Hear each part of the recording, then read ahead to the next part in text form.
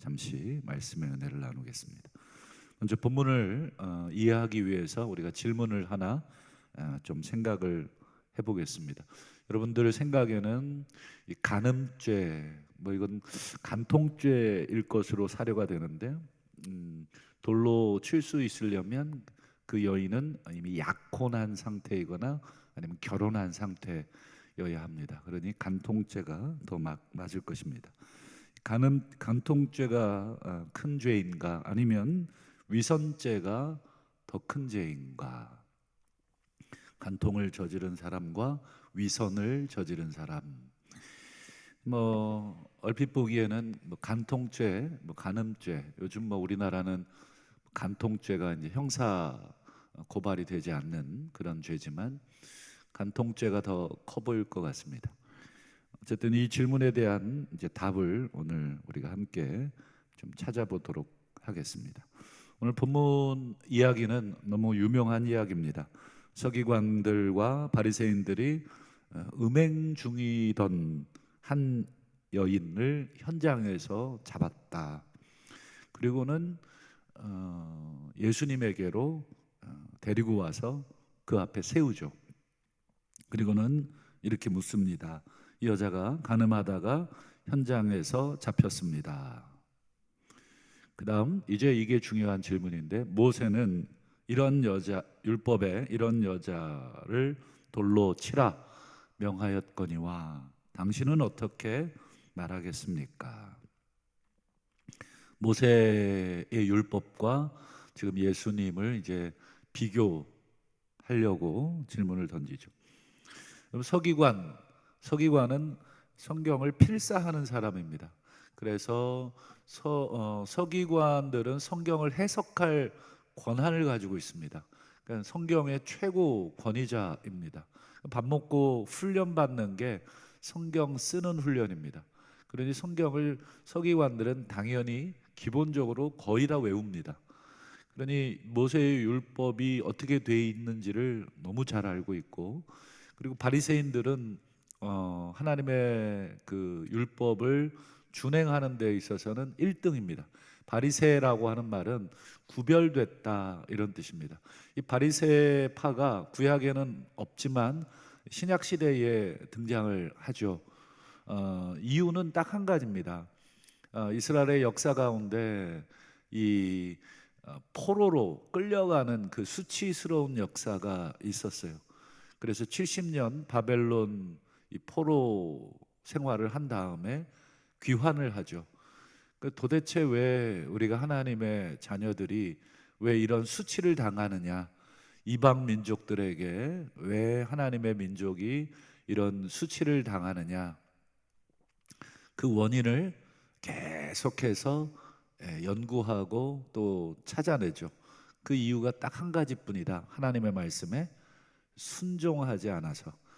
그래서 이 바리새파는 처음에 평신도 경건 운동으로 시작된 운동입니다.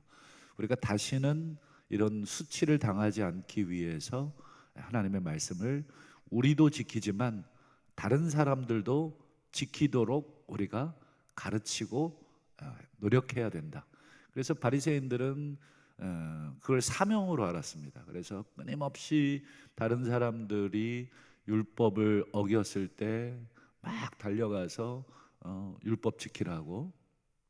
처음에는 굉장히 좋은 것이죠. 좋은 의도입니다. 그들에게는 다른 악의가 없습니다. 우리가 또 이렇게 살면 우리 하나님께 또 벌 받습니다. 우리 정신 차리고 말씀대로 삽시다. 근데 점점 무엇이든지 그렇습니다만 초기의 순수성은 시간이 지나면서 변질이 되죠. 그래서 그 다음 세대로 이어지면서 그게 하나의 권력이 되고 그게 하나의 율법주의가 됩니다. 율법은 선하고 좋은 것이지만 율법주의는 어떻습니까? 주의가 되면 항상 경직되게 되어 있습니다. 그래서 그것을 유연하게 적용하지 못하고 문자적으로 적용을 합니다. 그래서 작구적으로 계속 해석해서 사람들을 옥매이죠. 그게 바로 바리새, 그리고 예수님 시대의 그 바리새인들은 이제 점점점 그런 단계에 완전히 경직된 단계에 이르렀죠. 그런 두 부류가 이제 함께 모여서 한마디로 한 율법 박사들과 율법을 철두철미하게 지키는 이 두 그룹이 뭉쳤으니까 여러분 어떻겠습니까? 대단하겠죠. 그 두 그룹이 지금 예수님께 지금 간음 현장에 잡힌 여인을 데리고 온 것이죠. 그들은 율법을 누구보다 잘 알고 있었습니다. 만약에 간음 현장에서 그 여인이 잡혔다면 어떻게 하면 되겠습니까? 율법을 알고 있으니까 그대로 율법대로 자기들이 처리하면 됩니다. 뭐 돌을 던지든 뭘 던지든 율법이 명한 대로 처리하면 되죠. 굳이 예수님께 끌고 와서 예수님께 물어볼 필요조차 없습니다. 그럼에도 예수께 물어봤다는 것은 다른 의도가 율법을 몰라서가 아니겠죠. 다른 의도가 있는 것입니다. 어떤 의도입니까? 6절을 한번 보세요. 그들이 이렇게 말함은 고발할 조건을 얻고자 예수를 시험함. 고발할 조건. 그래, 그 당시에 유대 사회를 이렇게 기준을 잡고 있는 건 당연히 모세가 전해준 율법이죠. 모세가 전해준 율법은 오늘날 우리에게는 헌법과 같은 것입니다. 그러니 절대적인 기준이 되는 것이죠. 그래서 모세와 조금이라도 다르게 말하면 바로 고발할 수 있어요. 이게 이제 나중에 법적인 싸움에 들어가면 여러분 자꾸 하나 가지고 논쟁이 들어갑니다. 그러니 어떻게 말을 하느냐에 따라서 이건 죽을 수도 있고 또 살 수도 있고 그렇습니다. 고발할 그런 빌미 조건을 얻고자 예수를 시험하고 있다. 예수님이 어떻게 대답하든지 간에 유대인들은 작전을 짜왔을 겁니다. 야, 이렇게 대답하면 이렇게 잡자. 또 이렇게 대답하면 이렇게 잡자. 돌로 치라 그러면 이런 근거를 잡고 돌로 치지 말라고 하면 이렇게 잡자. 어쨌든 그 입을 다 맞춰서 왔으니까 예수님은 이제 꼼짝없이 이제 갇혔습니다. 자, 이런 상황에서 예수님의 답을 보겠습니다. 7절인데요. 7절. 이에 일어나 이르시되 너희 중 죄 없는 자가 먼저 돌로 치라. 솔로몬 왕과 같은 이 우문 현답이죠. 솔로몬 왕이 어려운 난제를 받았을 때 아이를 둘로 쪼개라, 나누어라 이런 답을 줬듯이 예수님의 이 대답은 참으로 어리석은 질문에 대한 정말 지혜로운 대답입니다. 돌로 치라고 모세는 얘기했는데 그럼 누가 먼저 쳐야 됩니까? 너희 중에 발견한 사람이 먼저 쳐라도 아니고 너희 중에 간음죄를 짓지 않은 사람이 먼저 치라고 하지도 않고 그냥 이 죄의 범주 안에 모든 인간들이 다 갇혀 있죠. 우리가 로마서를 통해서 봤지만 모든 사람이 죄를 지었다. 이것이 성경의 선언이죠. 로마서의 선언이 아니라 실제적으로 시편에 이미 나와 있죠. 시편의 그 선언이기도 하고. 그래서 율법을 아는 사람들은 자기들이 마무리 하나님의 말씀을 필사하는 사람이고 가르치는 사람이고 그 말씀을 문자적으로 막 지키려고 하는 사람이라 할지라도 최소한 우리가 그대로 살고 있지는 못하다. 즉 우리는 하나님 앞에서 영원한 죄인이다 라고 하는 사실은 최소한 양심이라 그런 것이 살아있다면 그걸 느낄 수밖에 없다. 예수님이 그래서 너희 중에 죄 없는 자, 서기관도 마찬가지고 바리새인들도 마찬가지고 먼저 돌로 쳐라. 예수님의 이 대답은 두 가지를 전부 다 부숴버리는 대답입니다. 첫 번째는 뭘 부숴버리겠습니까?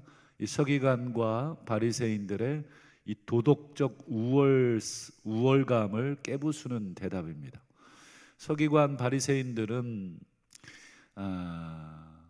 속으로는 어떤 죄를 짓고 있는지 모르지만 겉으로는 어떻습니까? 도덕적 우월감에 빠져 있었을 겁니다. 왜냐?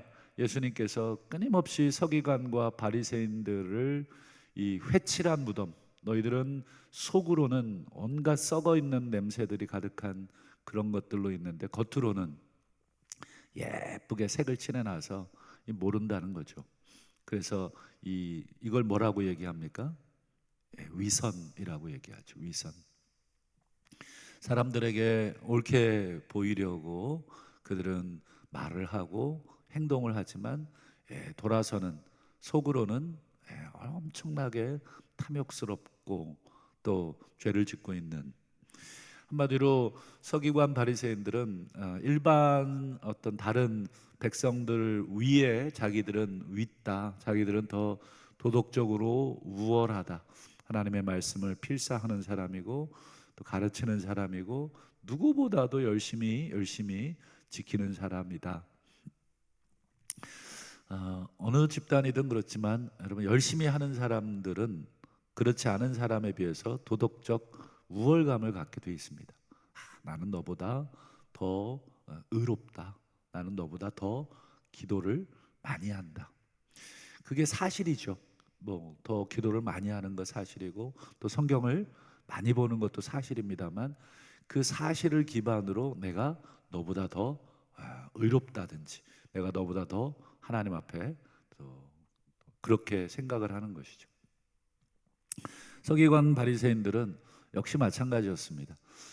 가늠한 여인을 잡아다가 나는 가늠하지 않았다, 그러나 이 여인은 가늠했다, 그래서 내가 이 여인을 돌로 쳐 죽일 수 있다, 그건 또 율법이 또 가르치고 있는 것이니 내가 그렇게 해도 잘못은 없다라고 하는 도덕적 우월감. 또 한 가지, 이들은 드디어 이 눈에 가시 같은 이 예수를 꽉 잡았다라고 하는 이 승리감, 이 승리감에 도취되어 있는데 그걸 일순간에 예수님이 지금 깨고 있는 거죠. 너희 중에 죄 없는 자가 먼저 쳐라. 이제 다 잡았다고 생각했는데 이제 예수를 이제 고발할 이 증거들을 이제 완전히 코너에 몰았다고 생각하는데 완전히 그 순간 다 깨진 것이죠. 예수님은 바로 이 두 가지, 이 잘못된 이 도덕적 우월감과 그리고 잘못된 이 승리감, 이 두 가지를 깨부수고 있다. 그 말에, 예수님의 이 말에 한번 보시죠. 9절 한번 보겠습니다. 9절 우리 같이 한번 읽어볼까요? 시작. 그들이 이 말을 듣고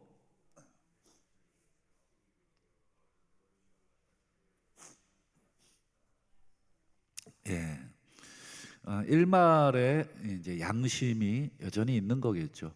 뭐 서기관들과 바리새인들이 아무리 예수님께 정죄를 받았다 할지라도 그래도 그들에게는 일말에 양심은 있는 사람들이죠.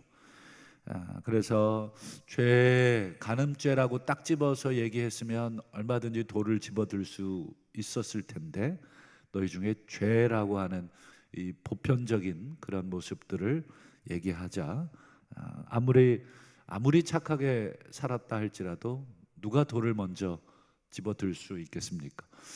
더욱이 왜 그러냐면 우리는 지금 마을보다 예수님 시대의 마을은 훨씬 작습니다. 그렇기 때문에 그 사람이 어릴 때부터 어른이 될 때까지 그 성장 과정을 서로 다 지켜본 사람들입니다.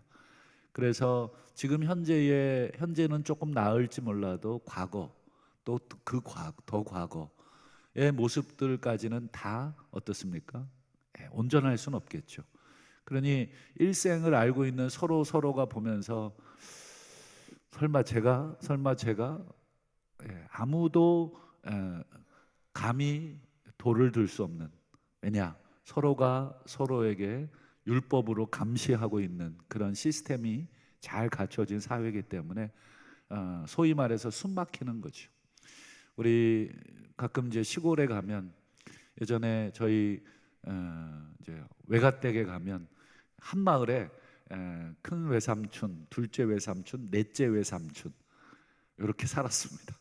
그러니까 이 뭐 욕이 다 걸쳐 있었어요. 그래서 외가댁 가면 이 집에서 한 번, 저 집에서 한 번 이렇게 순회하면서, 그러니까 서로 다 아는 마을이더라고요. 저는 이제 서울에서 커서 사실 마을이 좀 컸고 또 이웃에 대한 개념도 약했는데, 시골에 이제 우리 외가댁 내려가면 그런 개념이 확 무너지더라고요. 그러니까 서로 숟가락이 몇 개인지 그냥 서로 그냥 와서 밥 먹고, 막 지나가는 뭐 아들 친구 불러서 막 불러서 먹고, 그러니까 너무 잘 알고 있는, 당연히 양심의 가책을 느끼죠. 이 중에 우리 여기 새벽기도 나오시는 우리 성도님 중에 죄 없는 자가 돌을 먼저 집어치라고 하면 들 수 있은 자가 몇이나 나오겠습니까? 제 생각엔 저도 또 우리 모두도 아무도 돌을 들 수는 없다. 예수님은 속여도 우리 서로는 속일 수는 없다. 오늘 본문을 통해서 우리가 여러 가지를 깨닫게 됩니다. 뭐 신학적인 것도 깨닫게 되고 또 여러 가지 깨달아지는 것이 많지만, 오늘 한 가지만 우리가 가장 중요한 한 가지만 좀 나누고 말씀을 맺으려고 합니다.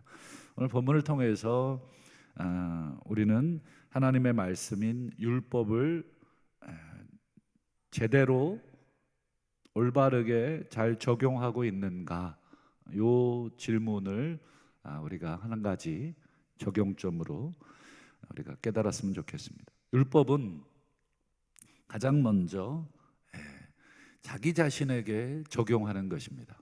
말씀은 항상 자기 자신에게 먼저. 우리 대부분은 나 자신을 보지 않고 다른 사람을 많이 보죠. 그래서 똑같은 죄를 지어도 내가 지은 죄는 다 이유가 있고, 그리고 이 상황이 있다. 근데 저 사람이 지은 죄는 이후 여하를 막론하고 나쁘고, 내가 지은 죄는 다 감안할 수 있는 정상 참작을 할 수 있다. 이게 관대하게 돼 있죠.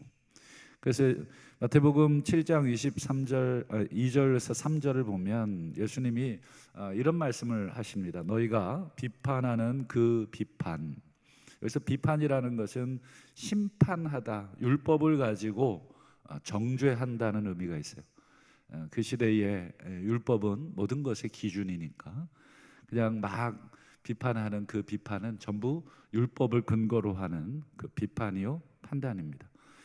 우리가 막 말씀을 들이대면서, 야, 저 사람은 도둑놈이야, 저 사람은 뭐 사기꾼이야, 저 사람은 뭐 이런 놈이야, 저런 놈이야, 막 말씀을 근거로 해서 비판하잖아요. 근데 그 비판으로 너희가 비판을 받을 것이다.